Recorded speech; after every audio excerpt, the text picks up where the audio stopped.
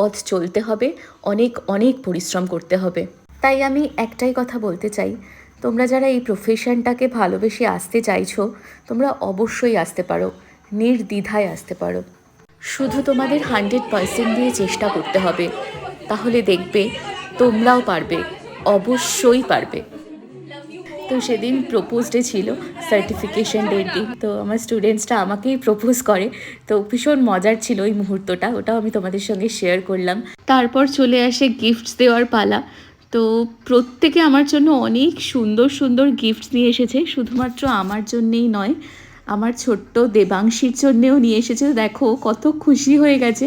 আর এখানে দেখো আমার স্টুডেন্ট মিতালি, যে আসতো বর্ধমান থেকে, বর্ধমান থেকেও প্রায় 1 ঘন্টা ভেতরে ওর বাড়ি।